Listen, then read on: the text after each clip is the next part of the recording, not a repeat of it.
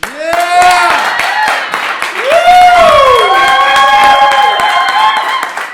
What up? Woo! That's right, Oklahoma! We hear you, buddy? That's right. Okay, so how exciting. This is the second presentation and the third night in a row of doing the 2020 Senior Project Presentations Quarantine Edition. And so thank you all for coming. I know a number of you are just joining for the first time here. So a couple little details. You're muted. Stay muted, and it'll just help with the sound. Also, I recommend that you turn off your video. If you turn off your video, the stream coming from here will come in smoother. And I know, Idrid, you really want to... Yeah, good, thanks. Okay, so he really wants to send good juju. Okay, so you got that. So everyone else good. Everyone's turned off their video. So great. And at the end, we'll have time to do some chatting. We'll get to ask some questions. So make sure you wait for that. Without further ado, Jane Benton.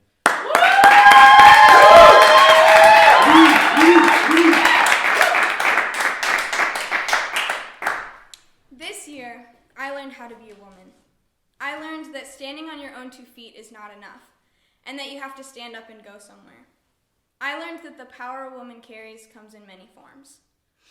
I believe that midwives are essential to the birth experience. The support and understanding a woman can provide can change the entire experience of a birth. I have a lot of passion for this profession. For me, it is a perfect example of the power women can carry and the things they can do when it is harnessed. Last spring, I traveled to Guatemala with my Spanish class. For me, this was an immersion trip and an opportunity of exposure to another culture. This trip was monumental in a lot of ways that I expected, but it also brought a surprise.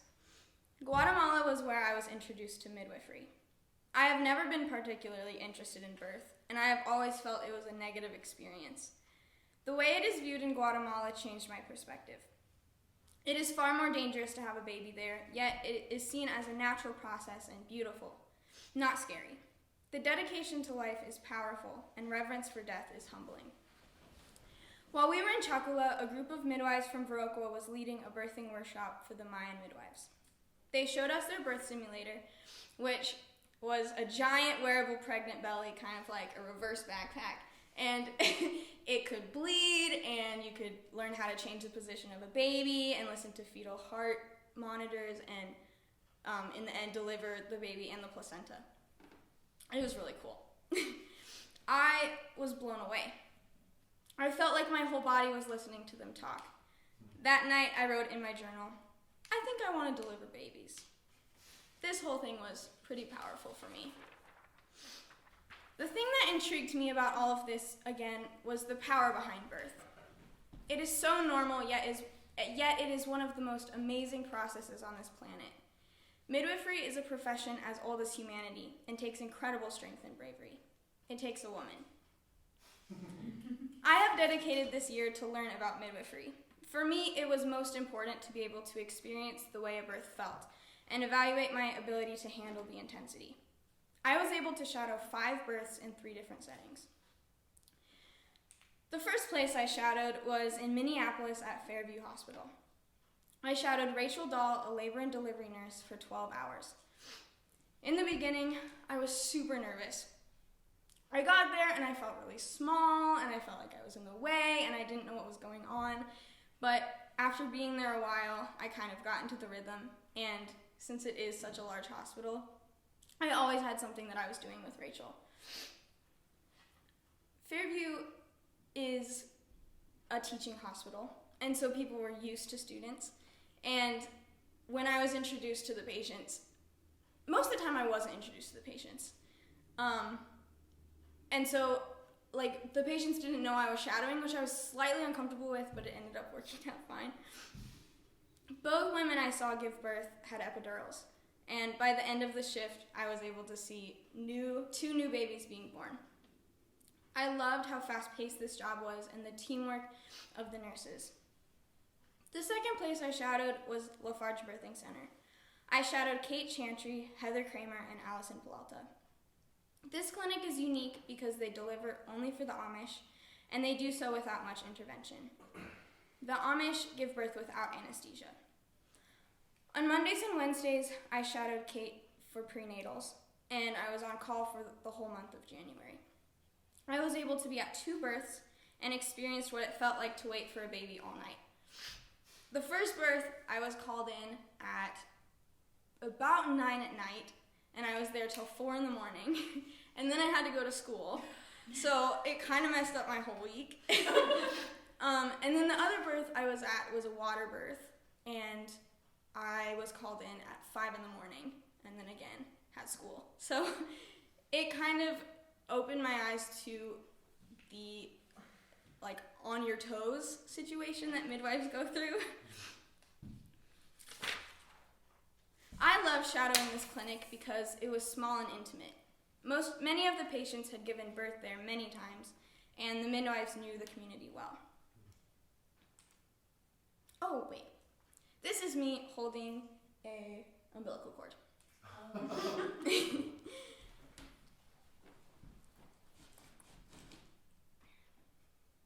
Oh. I also shadowed Amy Bellington, my mentor, at Gunderson in lacrosse. I was able to start with clinicals, and so I did prenatals with her, which was different because her prenatals go by much faster. And she also does other things like contraception insertion. So I saw an Explanon taken out, which is a rod of birth control in your arm. So it's a small surgery, but it's really cool. I also shadowed during her 24-hour shift in the hospital. And we started with a C-section right there. That was us preparing. This process was really intense. You had to wash your hands a bunch, and you were you had little boot slips. And the woman, I walked in the room, and she was kind of out like a crucifix, and her arms were at her sides, and her legs were tied down, and it was very sterile. And there was a lot of people in there, and the woman didn't speak fluent English, so she had a translator, and she had had multiple C-sections, and it was overwhelming. I was standing on a stool because I couldn't see. And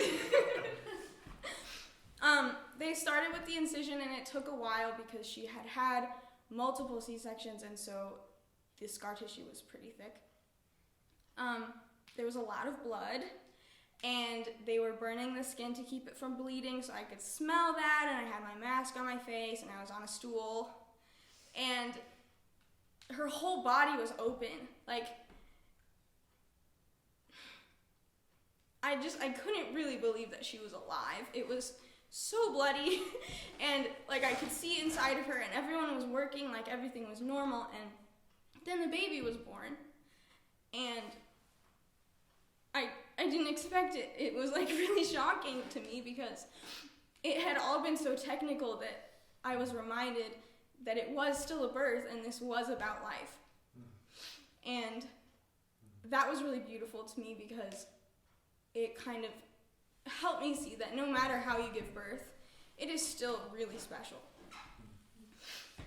Apart from shadowing, also, they took the uterus out and it was in their hands. Side note. Pulling it out of her body. Apart from shadowing, I also wanted to learn about birth support. I talked to Jess Kruger, and I decided to start a doula training. I enrolled in a training workshop, and to start, I started reading books for my prerequisites. The first book I read was The Birth Partner, which is written towards the husband or the partner of the mother. And so it's really addressing the emotional support that is needed for the mother in this process. The doula book is a bit more technical, but kind of along the same lines, but it is written for doulas. Midwives is a novel, and it is a story about a woman who is a home birth midwife whose patient dies, and so she's put on trial for murder, and kind of how she has to deal with that. And then spiritual midwifery, which was gifted to me by Amy, And that is a book of stories about midwives on the caravan in the farm, and the births that happen there, and it's very different. It's a different way to look at birth. I also took a breastfeeding class, which was a very interesting experience because it was for mothers, and I got there and I was kind of expecting to be trained, but there was 4 mothers in the room, all at least 30 weeks pregnant and with their husbands. So they all like, I come in here and I'm wearing like a big sweatshirt, and they are all like, oh. And they think that I'm single and I'm young and I'm pregnant and heartbroken about it. So I still learned a lot. I was not able to take the workshop when I planned to because of the pandemic, but it is moved to later on, and I will take it when it happens. I had planned to conclude my project with a trip back to Guatemala. I was invited by Connie Vanderheiden to return to Chocula and help with the workshop that I had seen the year prior. This was super thrilling for me, and so I started to prepare for it. I had a soup dinner, and I got a bunch of soup donated and a bunch of bread donated, and a bunch of people showed up. And I had a showing of a short documentary, and it was just so fun because I got to talk about what I was doing, and everyone got to eat a lot of soup. And along with my GoFundMe, I made $1,700, which is now being donated to an emergency fund in Chocula because my trip was also canceled. I'm donating it to Chocula for the families to provide transportation and funding for their medical needs.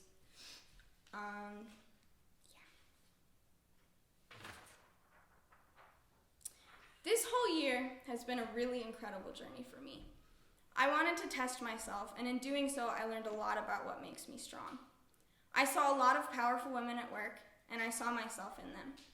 My interest and passion for midwifery has been enforced, and I am able to start down a career path without worries of my belonging. I would like to work in labor and delivery because it is fast-paced and it is stimulating. There was a lot of energy and unitedness among the nurses. I am also really interested in home birth. I want to be able to build relationships with the mothers before they deliver and help create a safe environment for them. Even though I was not able to shadow a home birth, I was able to get a similar experience at the Lafarge Clinic. I am so grateful for this whole project and for all the people that helped me along the way. I would like to thank my mentor, Amy Belling-Dunn, Rachel Dahl and the Labor Delivery Nursing Team, Kate Chantry, Allison Peralta, Heather Kramer, and the Lafarge Clinic, Connie Vanderheiden for inviting me on the Guatemala trip, Kim DeWatt, Jennifer McGeorge, and the Mayan midwives for inspiring me. I would like to thank all the women who allowed me at their births, everyone who donated to my trip and now to the emergency fund, and Matt Voss for the support that he's given me, and because I love him.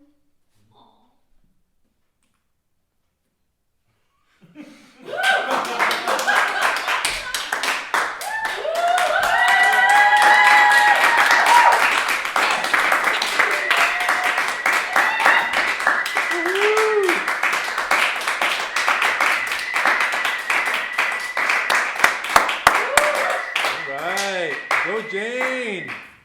ILY. Go team midwife. Go Jane. Yeah, Jane. Do you know anything about the rate of surgical births in Guatemala? What about the infant mother mortality rates in the U.S. versus Guatemala and similar countries? Says Gabrielle Daniels. Numbers? Says who? I apologize, I do not. Thank you. Yeah.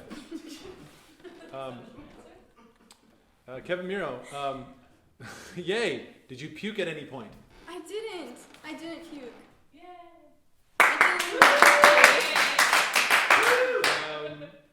What was the worst part and the best part of your experience? Says Jay Katara.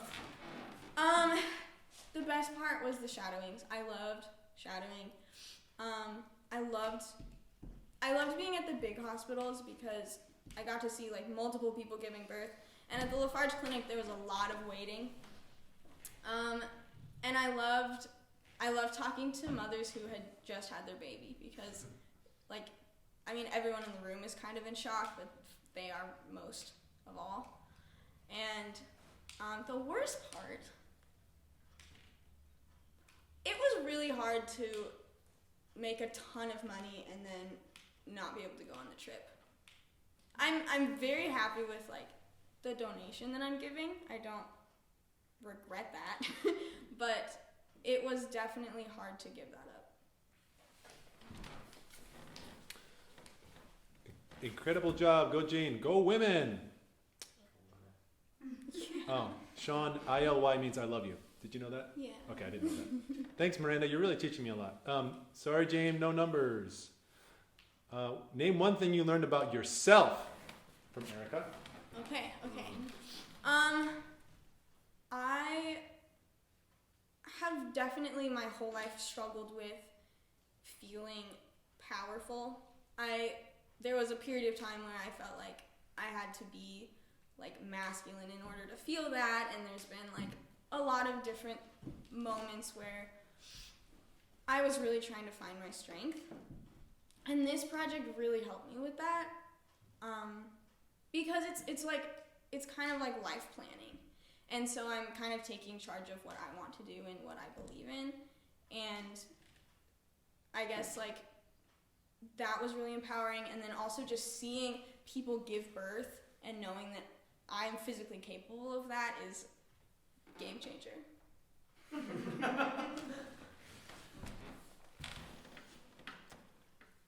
Felicidades, excelente trabajo, besos desde México, from Mateo.